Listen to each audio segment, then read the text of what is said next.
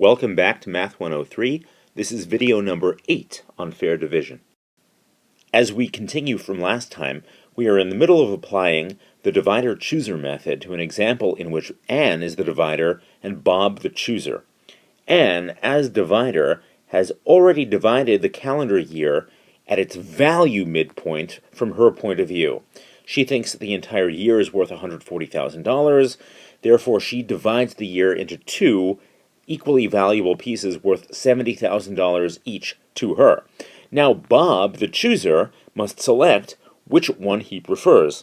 But when he selects based on his value system. The first part of the year, as Anne has marked it off, is worth a total of $48,000 to Bob. Where did that $48,000 come from? It was by adding up these numbers here. So Bob values each of the first 6 months at $6,000 each, and July at $12,000. Add that all up, it sums to $48,000. Then the second part of the year, as Anne has demarcated it, is worth a total of $60,000 to Bob. $60,000 because this share consists of 5 months at $12,000 value each, according to Bob. Now the rule is that Anne has made the division, and Bob has to choose one share in its entirety or the other share in its entirety as Anne has demarcated them. So Bob is going to choose the one that is more valuable to him than the other. August through December is worth more to him than January through July. So he picks the second part of the year as his share. Since the whole year is worth a total of $108,000 to Bob, and he's receiving a share worth $60,000 to him, his share is worth a certain fraction of what the whole year is worth, namely $60,000 that he's receiving in value out of $108,000 that he thinks the whole year is worth.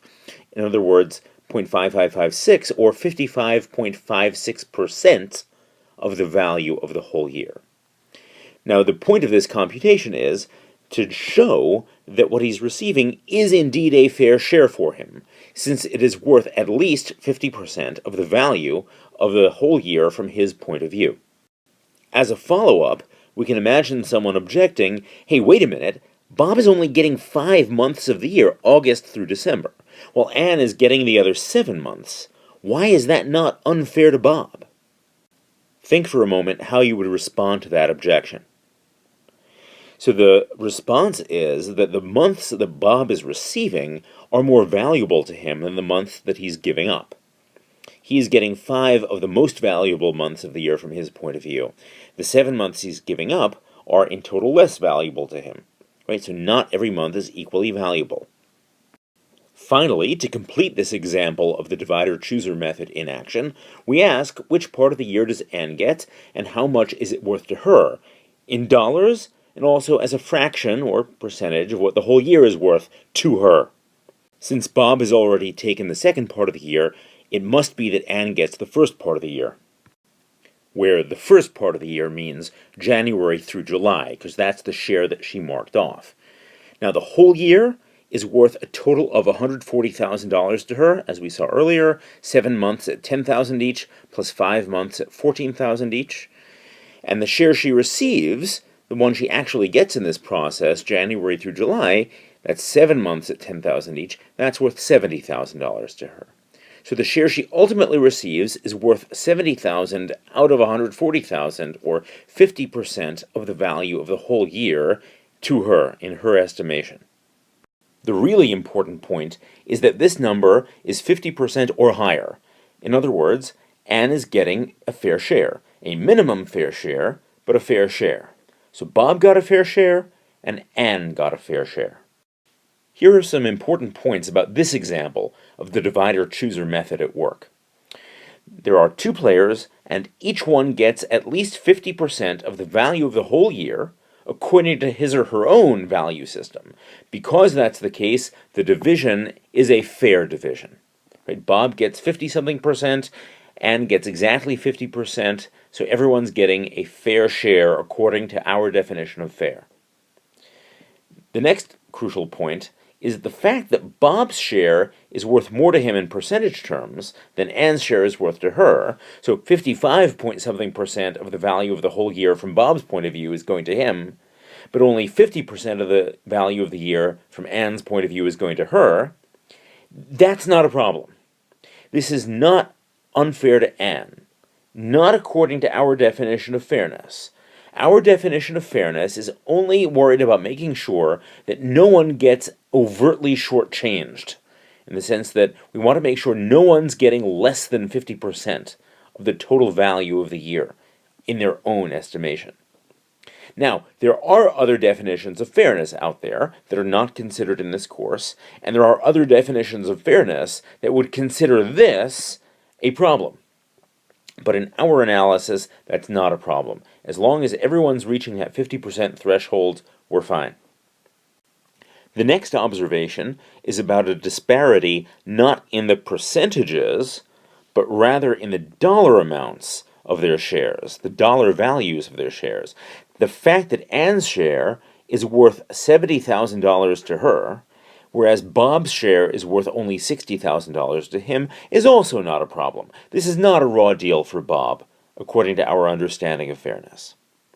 Finally, Anne, the divider, ends up receiving a minimum fair share, that is, a share worth exactly 50%. For two players, a minimum fair share is exactly 50%. Now, that's not a coincidence. This leads us to our next set of observations. Here are important points about the divider-chooser method in general.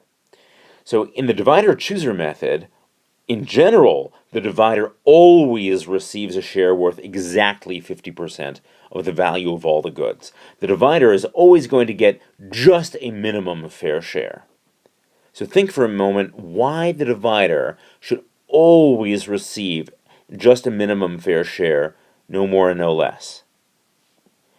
Well, the reason for this is that the divider's job was to divide all the goods into two equally valuable pieces. If the divider has done that correctly, then one piece has to be worth 50% of the total value, and the other has to be worth 50% of the total value. Furthermore, the divider is going to get either one or the other of those two pieces. Either way, the divider gets exactly 50% of the whole.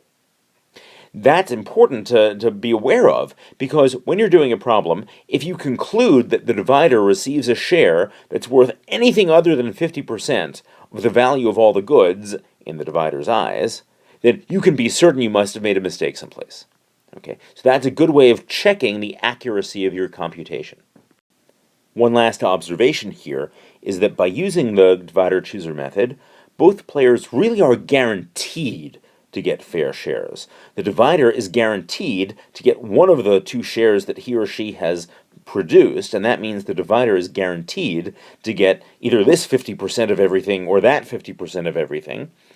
And the chooser has the ability to select, do I prefer this piece or do I prefer that piece?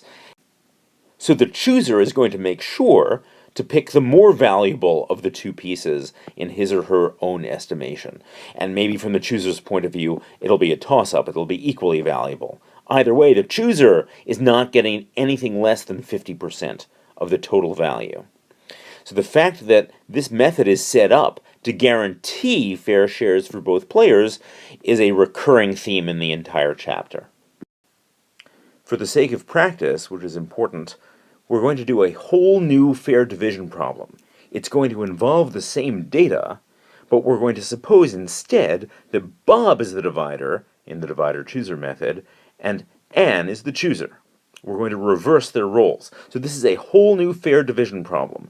What I'm proposing that we do now is not somehow part of the same divider-chooser process. No, we completed the divider-chooser method with Anne as divider and Bob as chooser, and we saw how it turned out. I'm now saying let's start completely over, just to see how differently it would turn out if Bob had the role of divider and Anne had the role of chooser. So the preferences are still the same, but you need to answer the following questions. At what point in the year does Bob make the division into two parts that are equally valuable to him?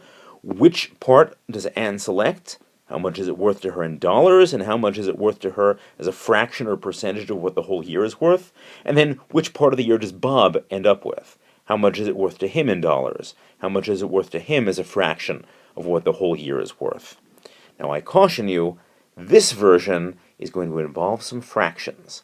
That's all right, because you can do fractions, and this illustrates how fractions would show up in a real-life problem.